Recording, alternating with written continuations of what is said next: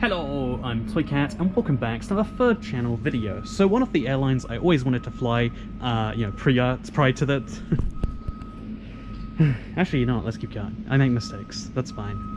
Hello, I'm Toycat, and welcome back to another third channel video. One of the airlines I always wanted to fly, pre-pandemic of course, was Asiana Airlines. It is a Korean airline, supposedly the best one of the two, but interestingly enough, because of the pandemic, that airline has gone bankrupt. Do you think, therefore, my list of airlines has one fewer to fly? Is that a good thing because my list of things I want to do has gone down, or is it a bad thing because something I decided not to do several times because it was too expensive is no longer possible because that airline doesn't exist? It's been merged into Korean Airlines. That's why this plane is here, by the way. Also, there's a nice Air New Zealand plane over there. Anyway, I wanted to talk about something interesting. While we're here in LA Airport, I wanted to talk a little bit about, I guess, really I want to talk about the situation in airlines and stuff, because I like to mention I get a lot of vitriol anytime I go anywhere near social media mentioning that I'm flying home or I have to fly with my girlfriend to where she is because of visa issues. When I mention these things, I don't mention the exact details. I'm just like, oh, I've got to fly, so I'm going somewhere,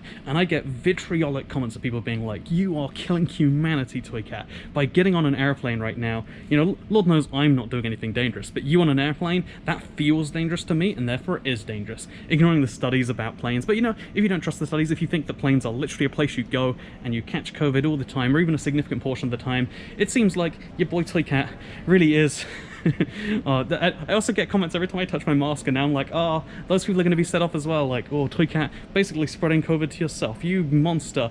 But it's interesting because, you know, these people comment on the one time I've flown this year, post-pandemic, you know, flying to and from America to be with my loved ones that I have... Well, loved one, really. You know, I could argue that American culture is my loved ones, perhaps, but, you know, I do love ones, and that's...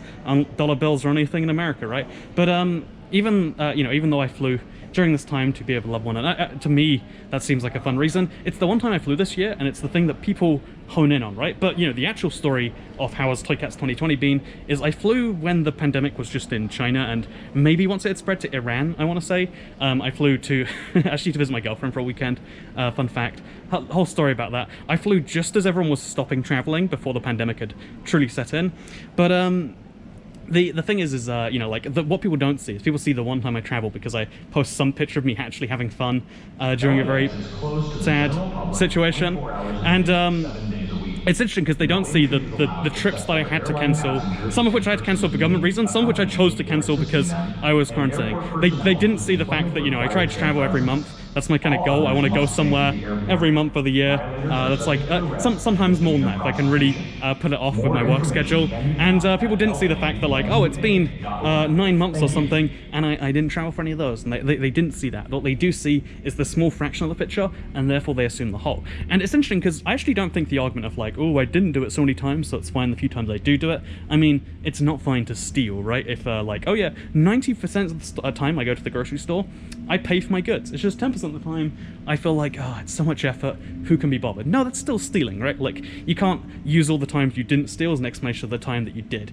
Like, you know, admittedly, if you go your whole life without murdering someone, and then you do it once, you still murdered someone. If you, you know, the idea of, like, you know, something being mostly, you wouldn't say, like, oh yeah, you lived a mostly murder-free life, and therefore it's entirely okay the few times you did do it. You'd say, no, the times you didn't murder someone when you were good, the times you did murder someone was so bad we don't care about the times you didn't. And this kind of scoping in on a tiny part of the picture and replacing it as the whole is something that people do all the time. And it's interesting because, again, I don't think it's necessarily bad. I think knowing the most important detail first is important. But I think before you go to pass judgment, before you go to assume everything about something, a really important lesson is to think about, you know, at least a little bit. I think a really important lesson is to think about the details you're not seeing and what they might be, and what they, you know, like, at least to think about them, even if you want to assume that, like, oh yeah, the man who murdered someone once, he probably murders someone every day. He thinks about it at least, and that's bad. But you know, the person who steals food one time in their life, maybe it's because they desperately needed it. Maybe they forgot their card. Not a valid reason still, but it's more valid than because I wanted to, right? Maybe they, you know, they're not getting paid until the next day and they'll get overdraft feed, and, you know, slightly more valid. You know, there's a spectrum of what it is. It's not just one moment. As you start to see a big picture, things usually get more nuanced. Sometimes you get a bigger picture and it just looks worse and worse. Like, oh yeah, you know, we caught these people we think are about to commit some terror acts. It's like, how do we know that for sure? And it's like, oh yeah, they had Google searches how to plant things in parents' desk or it's like, oh, those are probably bad people. Actually, I shouldn't talk about that while you're here in an airport. Never say anything about stuff like that. It's just, that's the given rule, right? But the thing I wanted to say, the thing I wanted to mention, as I'm here in an airport, one of my favorite places in the world, which is a weird individual detail, right?